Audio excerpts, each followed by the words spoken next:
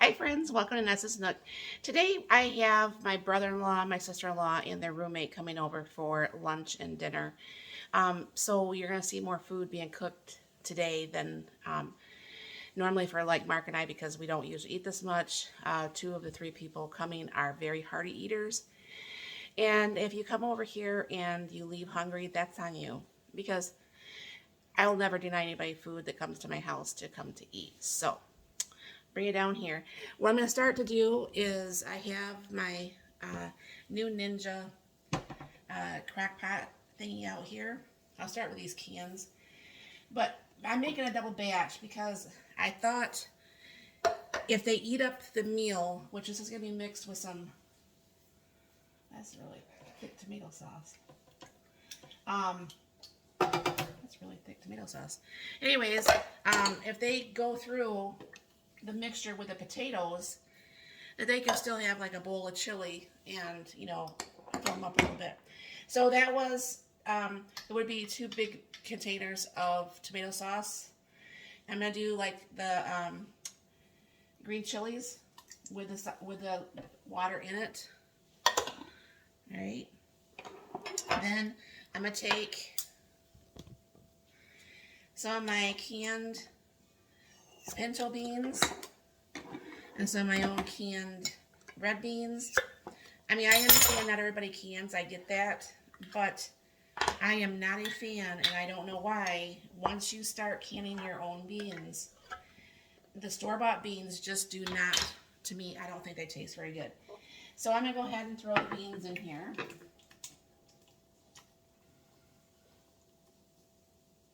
Get all the beans out.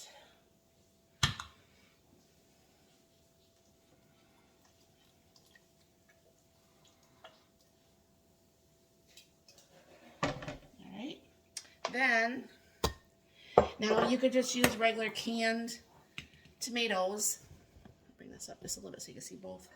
The canned tomatoes from the store, but I can my own tomatoes, so I'm going to use my own tomatoes, even though I do have some store-bought ones. So in here will go the 2 quarts of tomatoes.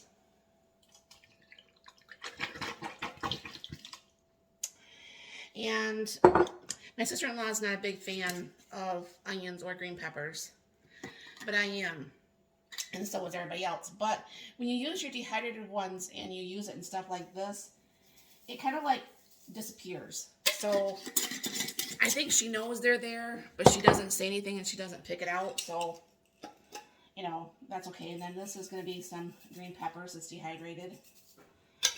All right. Then what I'm going to be doing is a little bit of chili powder.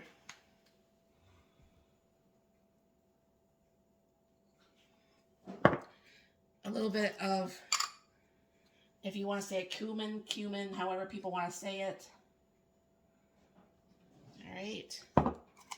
Some salt. I mean, that was garlic powder, excuse me. Salt.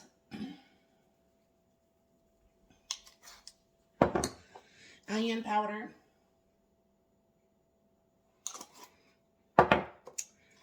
Pepper. And as soon as I get my sugar from over there, I'm going to be putting just a little bit of sugar, just kind of like to get the acidy taste down here. You get the sugar and finish stirring that.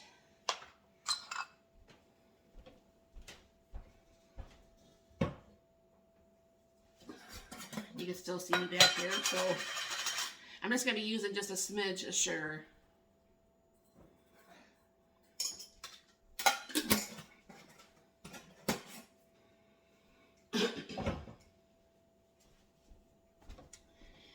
Yeah, excuse me, I don't know why I've been really congested again. Kind of crazy. I don't know what's going on with all that, honestly. All right.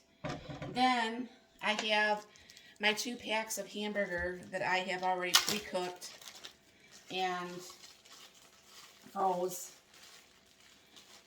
And I'll be breaking this down as it gets warmer, so this won't be in those big chunks.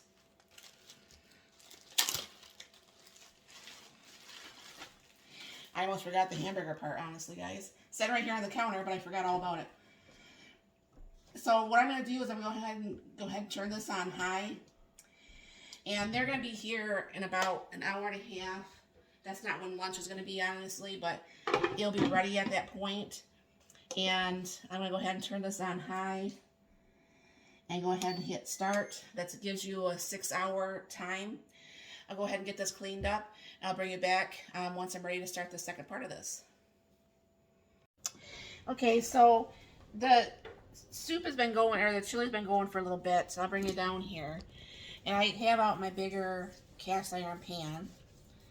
And the recipe has this backwards. It has like the chili on the bottom and the potatoes on the top. However, I just want to just do it the opposite way.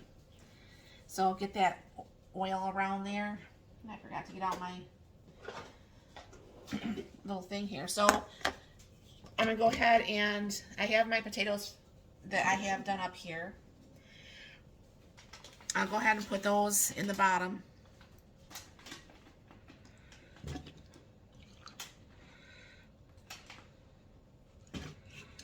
Spread those out.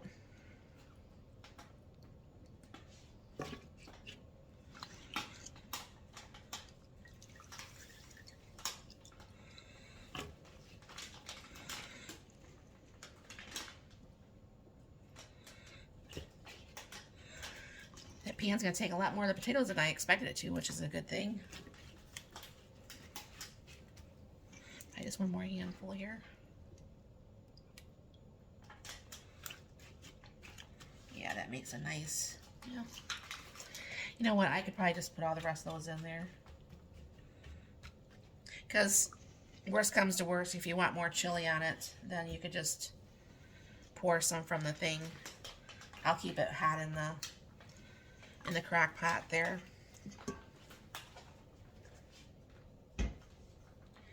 Alright. Then take the lid off here for a minute. And go ahead and, I'll just leave that down there. I mean, you can see all that. I'll spoon this onto the potatoes.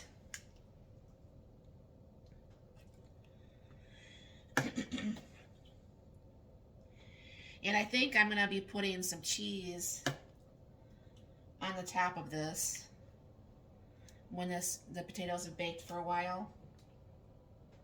I think that would taste really good. Chili everywhere.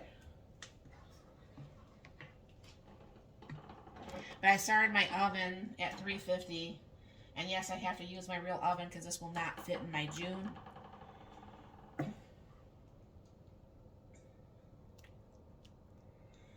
Well, that's going to use up a lot of that chili, which that's okay.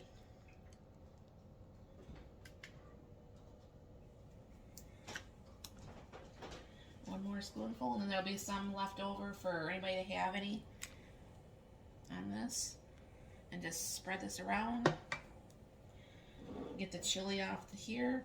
And what I'm going to go ahead and do is go ahead and put that in the oven for probably at least a half an hour minimum. And I will be back. Okay, so this has been cooking for about a good, like, half an hour. The potatoes are done almost. So I'm going to just throw just a little bit of cheese, not too much, but just a little bit of cheese on the top. Because who doesn't like chili and cheese, right? Yeah.